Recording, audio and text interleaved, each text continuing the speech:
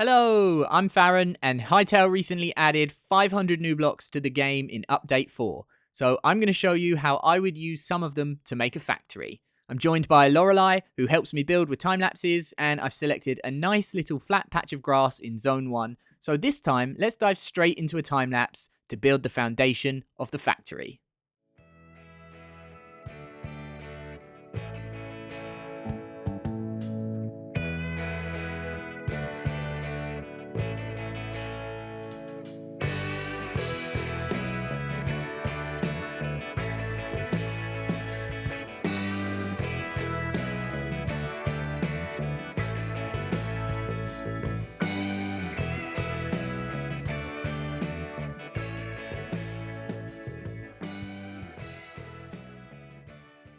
I have a good foundation for the factory now, so we've started, and the first thing that I did was I laid out my plan.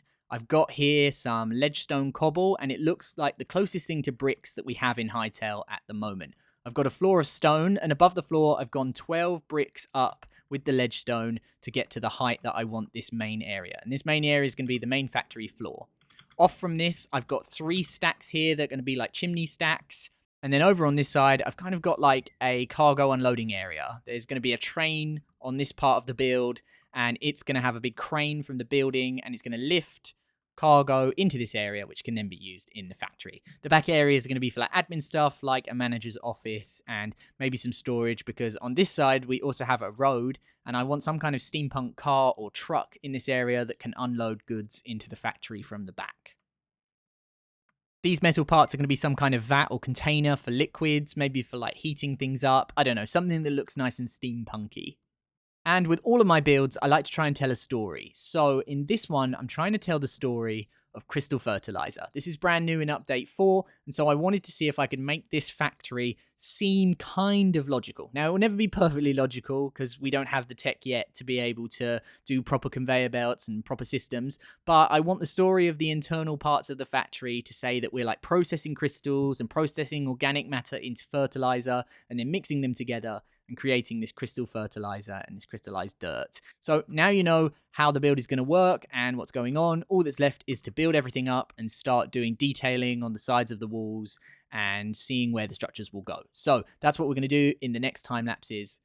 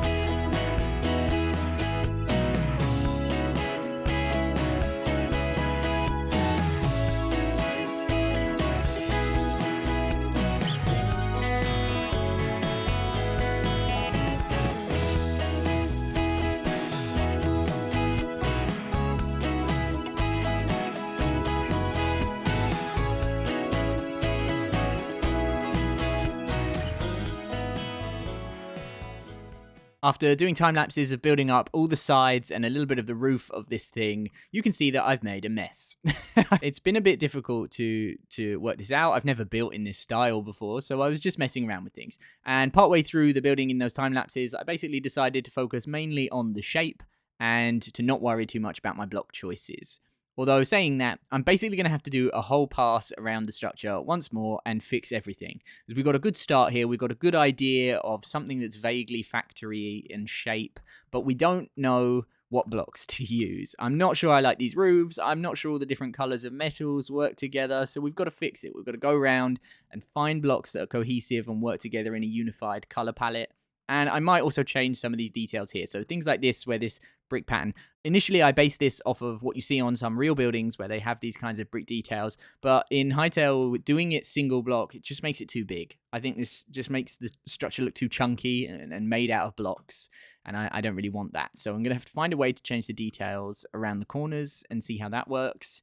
And yeah, play around with the roofs for the blocks. Although most of the shape I quite like. And I do quite like some of the details that we've got going already. Also, something I found out in that last time lapse that I definitely want to mention is that if you take the new metal roofs, you can actually place them upside down like this. And this is super cool. I definitely want to challenge myself to try and use this in the build somewhere. Also worth noting is that slate brick roof acts the same because it has the same sort of like style and texture to it. Although from what I can tell, the new modern roofs, you can't do that. And you can't do it with any of the old sort of cloth roofs or stone or wood roofs either. They don't turn upside down. So it's still really good, though, that we've got some of these blocks turning upside down. It just gives more variation in what you can do. And now we can create really nice 45-degree ledges underneath blocks when we want black or metal underneath it. So that is going to be really, really cool. And I'm going to challenge myself to use this at least once somewhere in this build. I'm now going to try and complete the outside of the factory minus one key detail. At some point when I'm happy with the factory, I'm going to cover it in loads of pipes. So let's dive into those next time lapses and do that.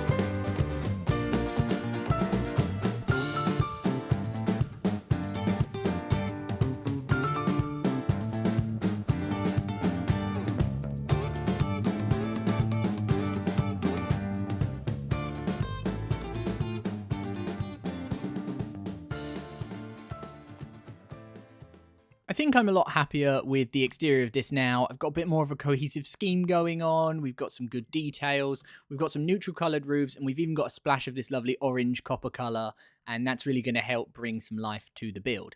Off camera, I did add a few small details around the top of the build here, so we've got some details at the top of these chimney stacks, and I did close up all of the holes in the roof, so at least we have a solid structure now. But what I want to do before I start adding all the pipes and extra details to the outside that will really make this look steampunky is go to the inside. So if I open up these doors, we have a big empty room with a lot of mess on the roof. So in the next few time lapses, we're going to be cleaning this up, adding a load of details and turning this into a living and thriving factory. And I've got so many cool ideas for different blocks to use, and I can't wait to use a mix of entities and help really bring this place to life. So let's jump into those time lapses and get this interior built.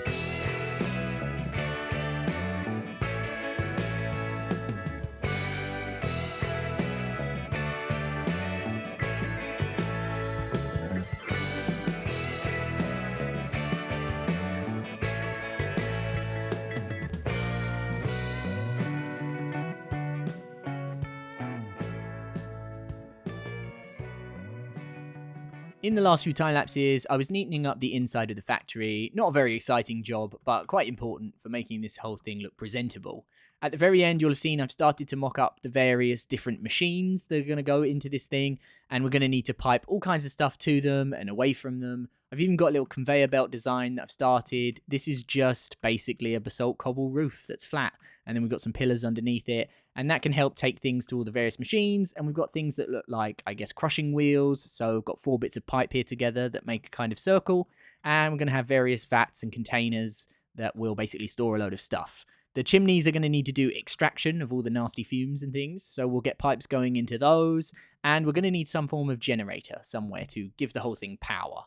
And once we've got that, we'll arrange everything, we'll place loads of pipes, probably more pipes than we need to place, and then we'll have a fantastic factory. I'll then work on the floor, because the floor's a bit boring, and I think that once I know where all the machines are going to go, I can then design areas around each machine, and then the walkways between them, and that should give everything a really nice design. So let's do that in the next time lapses. Really excited to get on with this and show you what happens.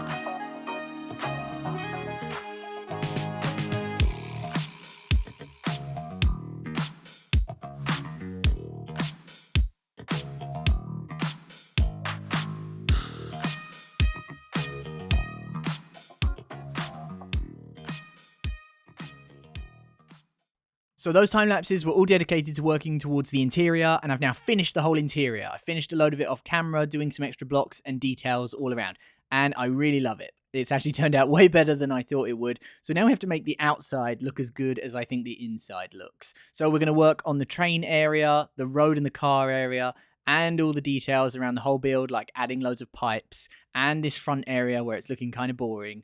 And we're going to fix all of that up in the next few time lapses, and then we're going to go straight into those final flyover clips where I'll reveal everything. And it should hopefully look really cool.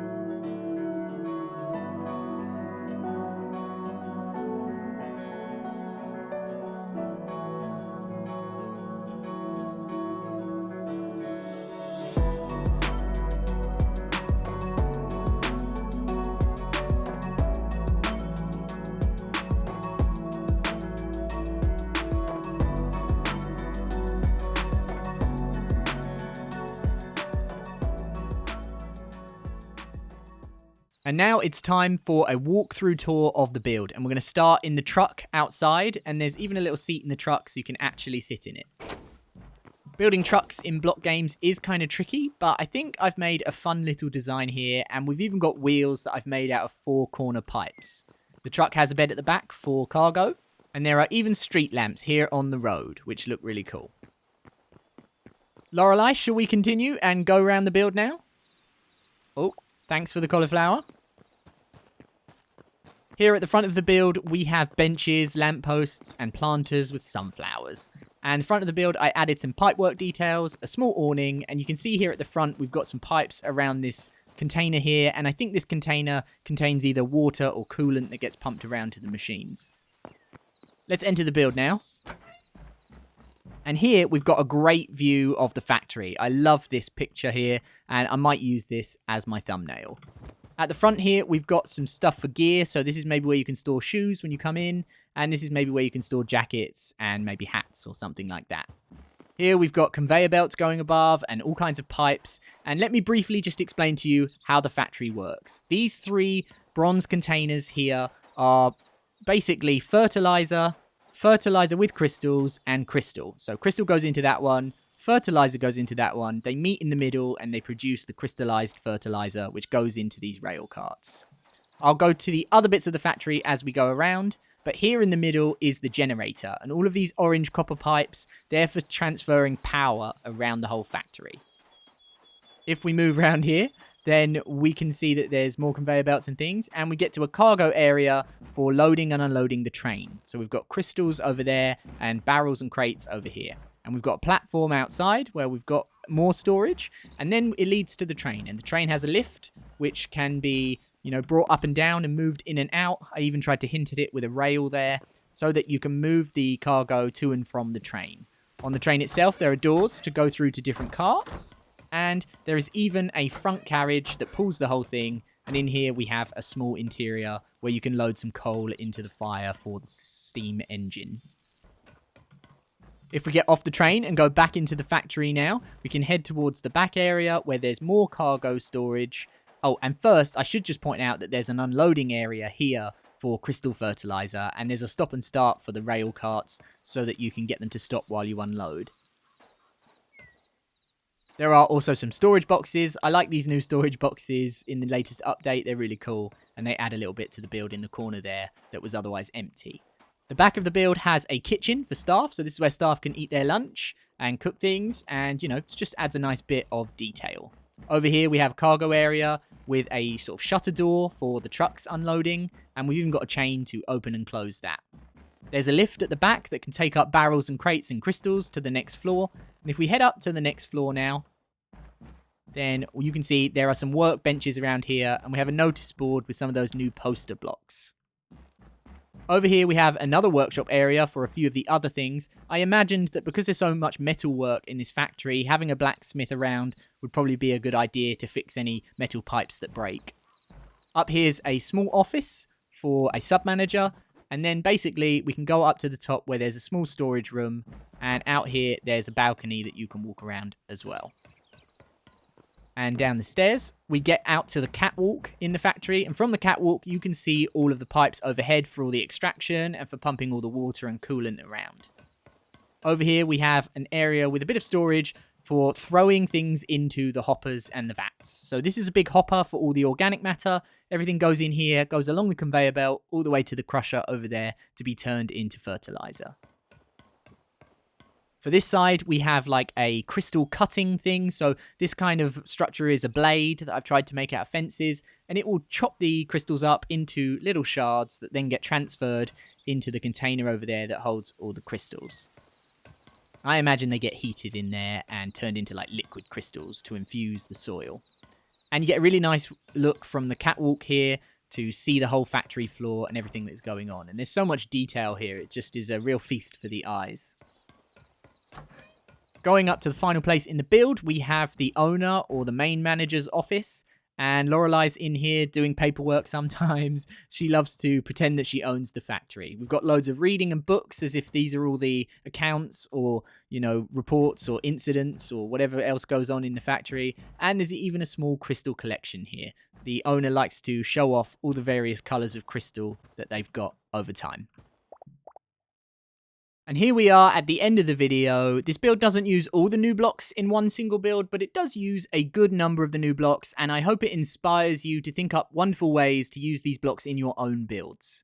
Let me know what you think of the factory in the comments, and subscribe if you enjoyed this video, as I've got many more cool builds planned. And as always, thank you so much for watching my video. Toodles!